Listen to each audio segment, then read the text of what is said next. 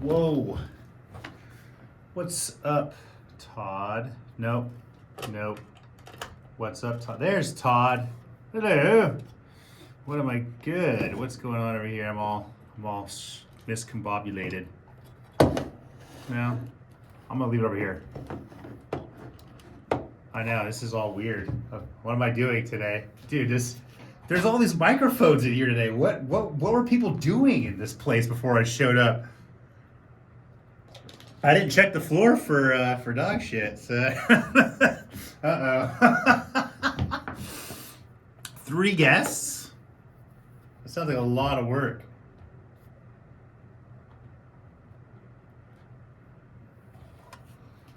Oh, wow. Man, it makes me seems like just a round table. Huh. Wow. One of these days I'll be cool enough to have a round table. This is definitely not a round table either. This is figure speech. Okay. Yeah. All right. I don't need to look at this thing, actually. I can look at this thing over here. This box could go over there. I thought I heard some flatulence. Yeah. It's a Monday thing. I guess I'm ready. Sure. Yeah. Yeah, well, the iPad does, so someone knows. Someone has an idea. Let's do it. All right, Skynet.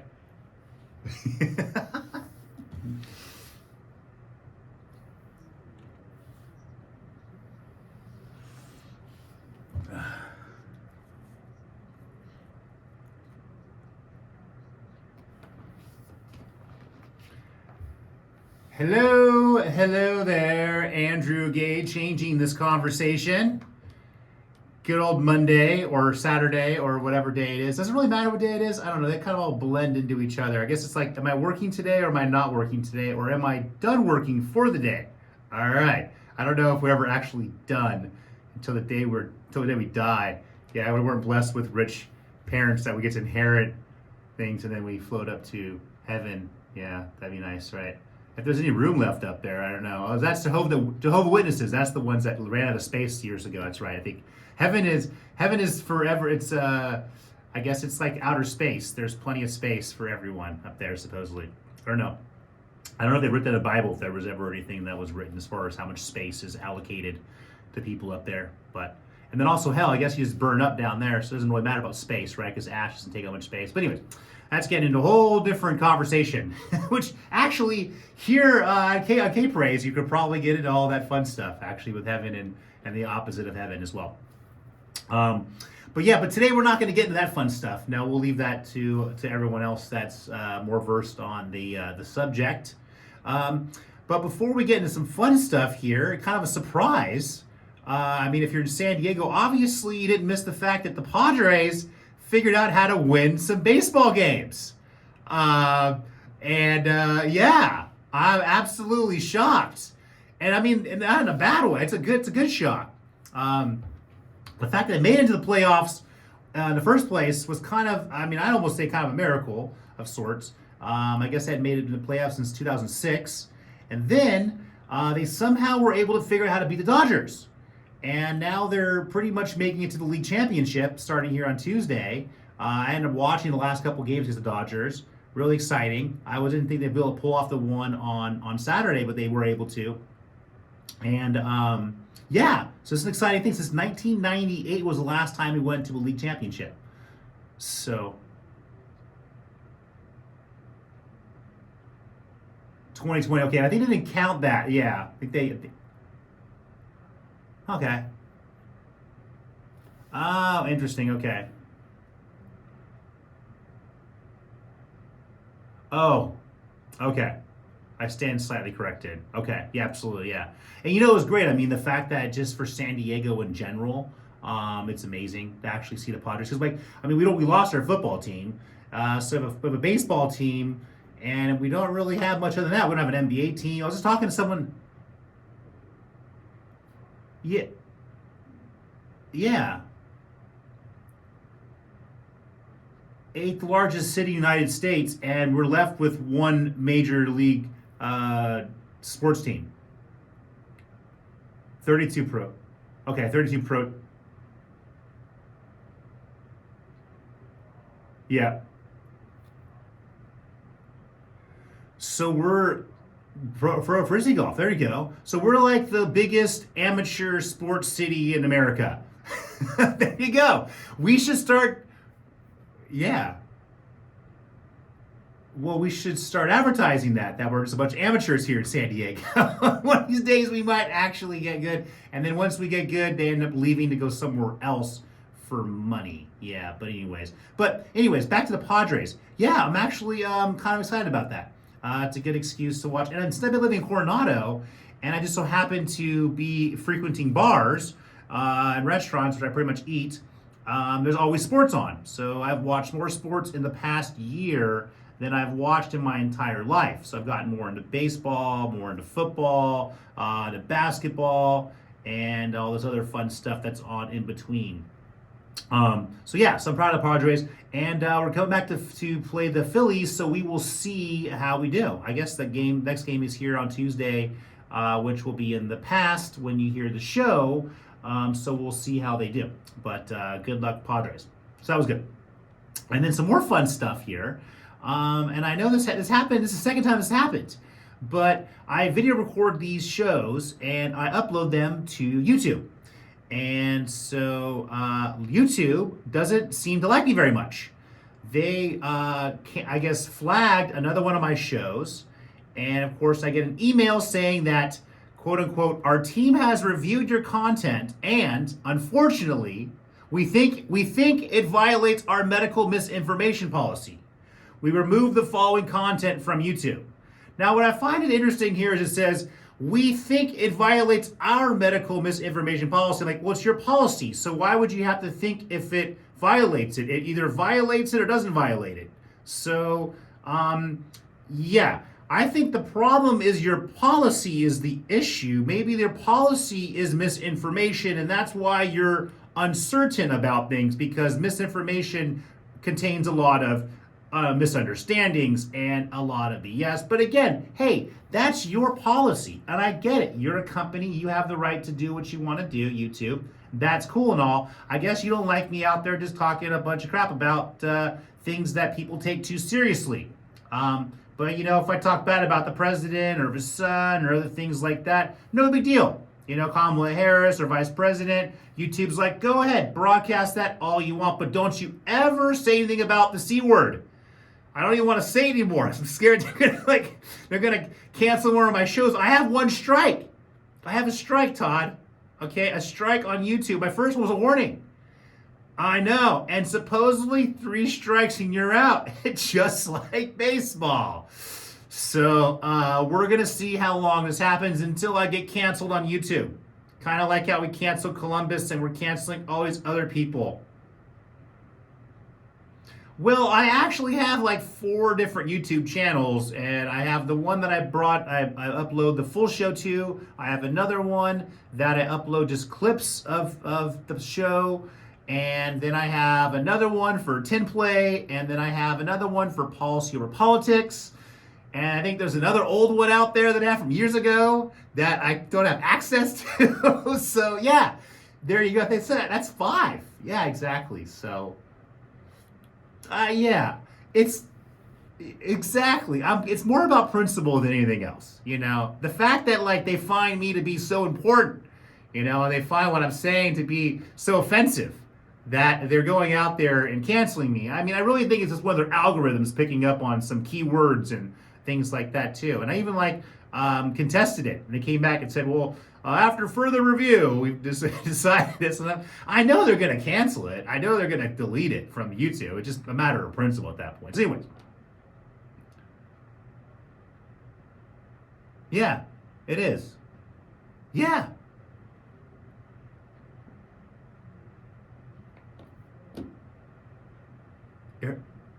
Yeah.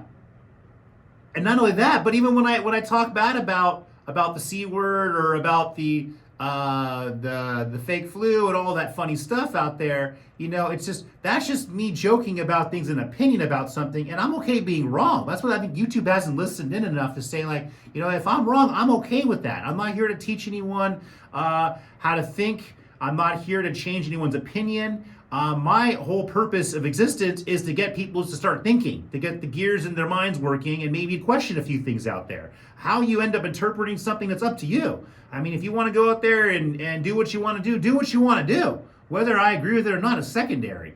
I'm all about individual rights.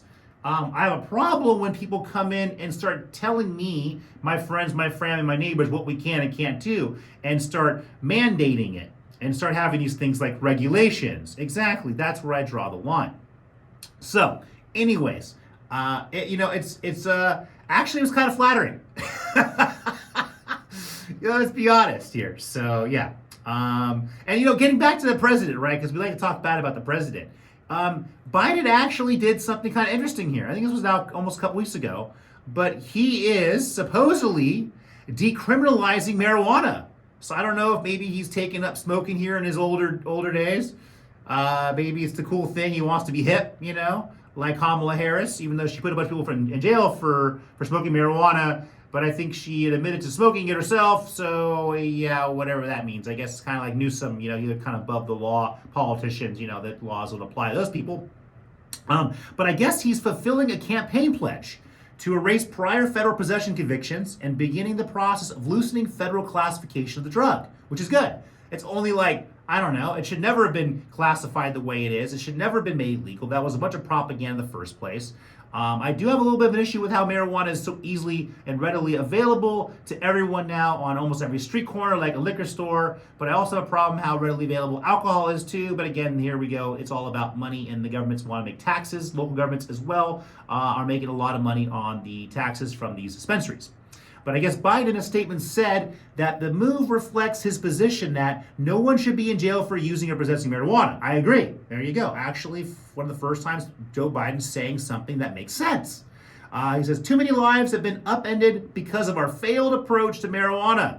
He said, it's time that we right these wrongs. So there you go. Perfect. Good. And what's ironic about this whole thing was it was about a month or two ago when Joe Rogan called out Biden. Now, I'm pretty sure that Biden is doing this because he got called out by Joe Rogan, not because he decided it's the right thing to do. So sometimes it takes a comedian or someone with a podcast to actually call someone out to make changes to federal law. So thank you, Joe Rogan. I appreciate you doing what you did. And I also appreciate Biden for listening to Joe Rogan. Good job. You know why? Because he's much better listened to than a lot of your political advisors. You might learn something from the guy too, actually.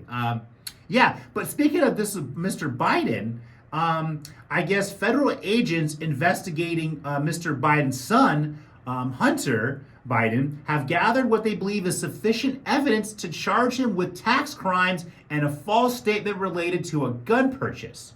So Mr. Biden's son finally, I don't know what the whole deal for so long about all the stuff on the laptop. I know there's all kinds of questionable content on the internet about Hunter Biden and prostitutes in other countries and all that money he got from Ukrainian energy company that's all fraudulent, which is probably why we're trying to help Ukraine stay alive so his son can still profit off those things. And the fact that he openly and admittedly had smoked crack for many years and was living with a crackhead, like, that's no big deal, but we're gonna look at some information based on a false statement related to a gun purchase. Yeah, and the tax crime, so that's a big deal. Yeah, that's punishable by that's a felony, and that's 10 years in prison. So good job. We're finally gonna start investigating his son. And we'll see here in another decade or so if any charges actually end up materializing. But speaking of materializing, we've run out of time in this first segment, and we're going to take a short break. We'll catch you on the flip side.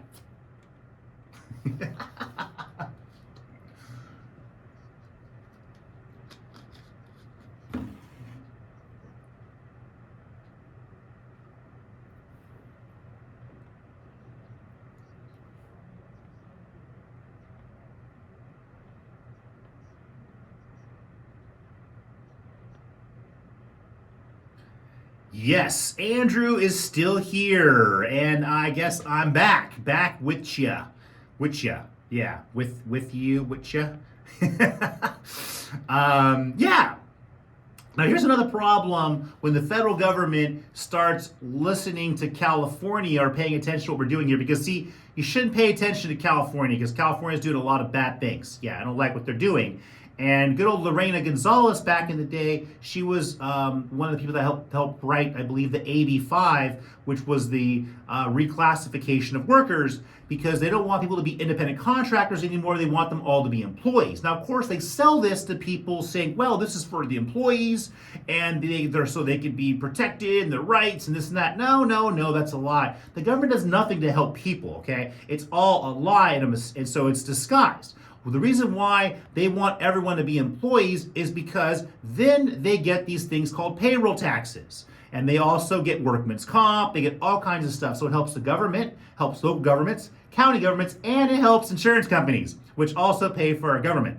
So this has nothing to do with helping people. This has everything to do with the government making more money, having more control, and hurting businesses, which is going to be a cost factor to businesses, meaning it's going to cost more to consumers, which is thus then going to raise the price of things, i.e. lead to more inflation. So thank you, government. We appreciate the fact that you're going to help inflation go up. Because the U.S. Department of Labor, I guess, is publishing a new proposal on how workers should be classified, saying that, I guess, thousands of people have been incorrectly labeled as contractors rather than employees, potentially curtailing access to benefits and protections they rightfully deserve. Rightfully deserve. I mean, how dare these companies misclassify these people, right? Well, I guess just after this announcement here, this last week, shares of pretty much Uber and Lyft plummeted, which are a couple of the bigger ones, but of course all these gig companies.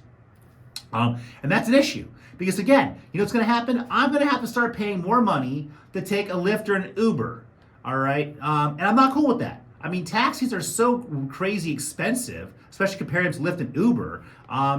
So it's going to get to the point where one day this is expensive. So then I guess people are going to have to resort back to drinking and driving. I don't know. What are we going to do? Are we just going to stop going out?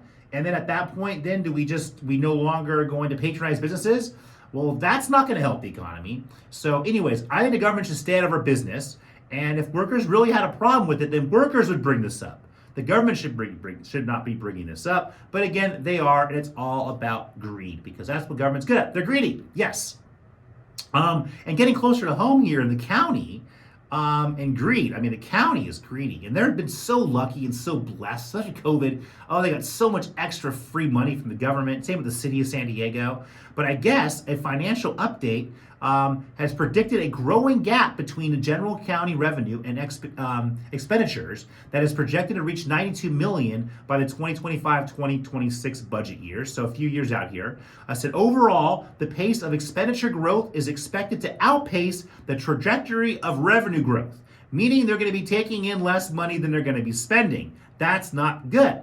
Okay, I guess the County Board of Supervisors has been increasing funding.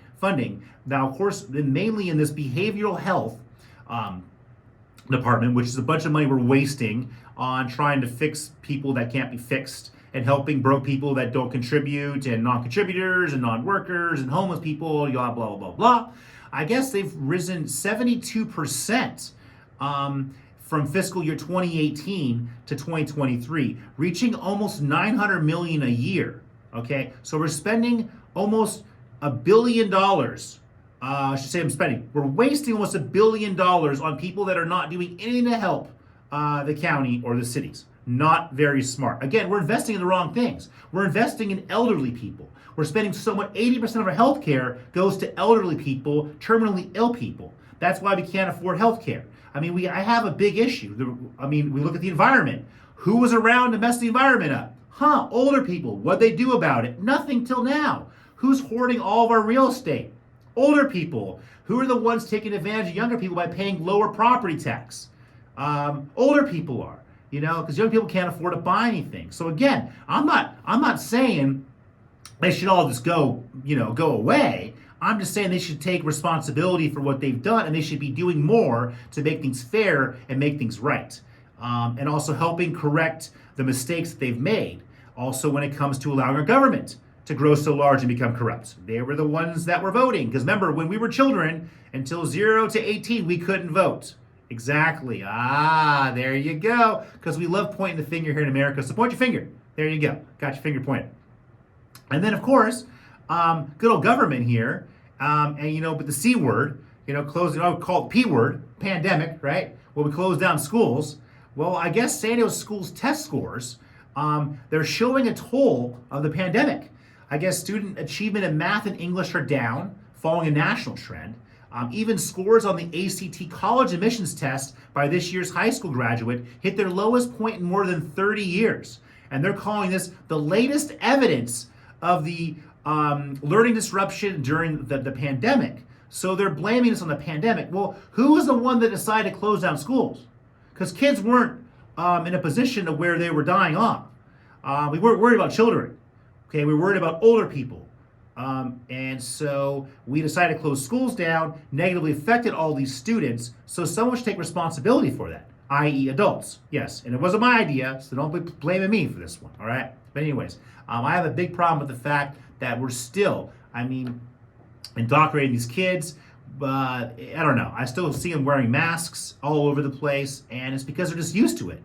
And they shouldn't be getting used to something that's not natural. Again, I'm not a parent, so that's, I guess, not my business. But at the same time, it is my business because these children are going to grow up and they're going to be adults. And I want to make sure that they're prepared to be able to be functioning, law-abiding, contributing adults, not ones that are so scared and hiding and covering their face up when I can't hear them talk.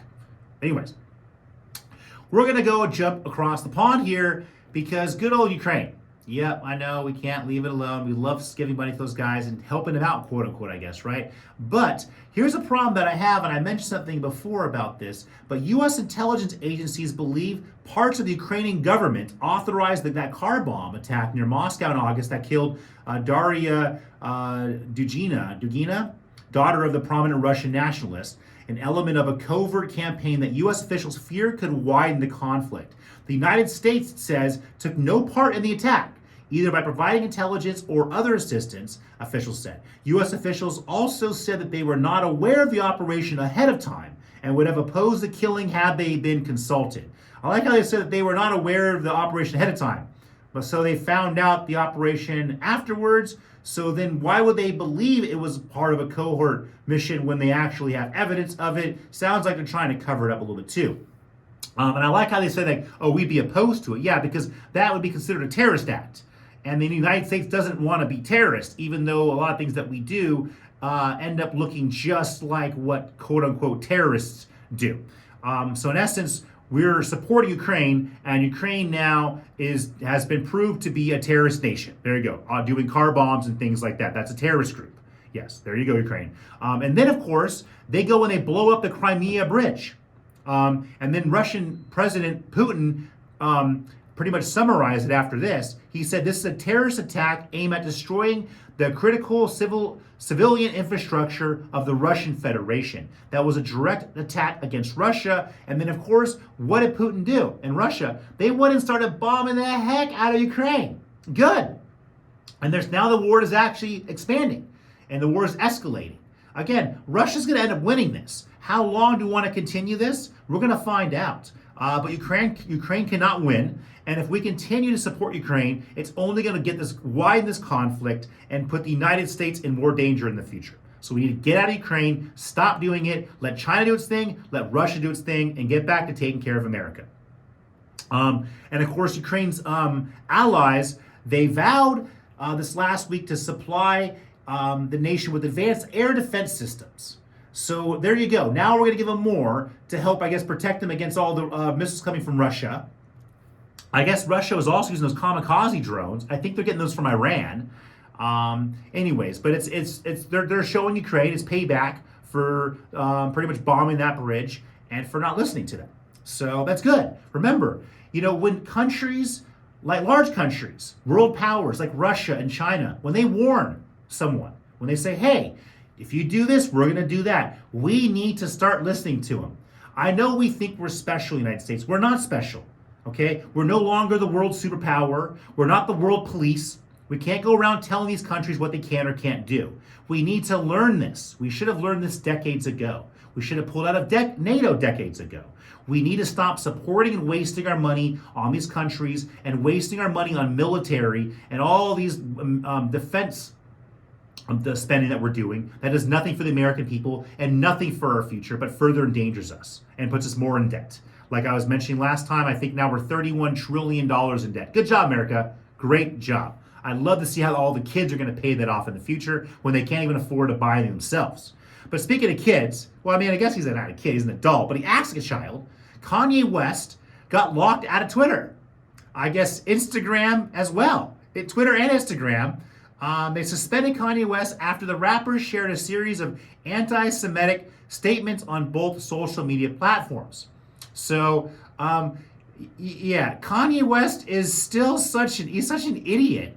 I guess after Kim Kardashian dumped him, he just now he's gone crazy. So I don't know where all these anti-Semitic statements come from. Back in the day, he made a few good songs and things like that. Yeah, exactly.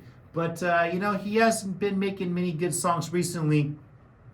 But again, if he's getting kicked off of Twitter and Instagram, I'm getting kicked off of Google and YouTube. It's like, hey, maybe one day I'll be cool like Kanye. No, not at all. I don't want to be like Kanye at all. Actually, I'm okay being broke and not like Kanye. But speaking of poor, let's get back to poor, right? This is the thing. I read this news. The heading. This news article says, poll: 46% of Americans say they are poor. 46%. As I read into it, it says some 46% of people now call their personal financial situation poor, up from 37% in March. Okay, so I guess the 46% are not necessarily poor, but they call their financial situation poor, which means it's not good. So 46% of people, so half America were broke. All right, while our government's out there literally just dousing money out to Ukraine. Here's more missiles. Here's some missile defense systems. Racking it all up while we're out here paying way too much money for gas and for food. We can't afford rent. Can't afford to buy anything. America, come on, man. Take care of the kids. Take care of me. Help me out. Kick this back up. Anyways, we're out of time again, guys. Love you out there. I'll catch you guys next week.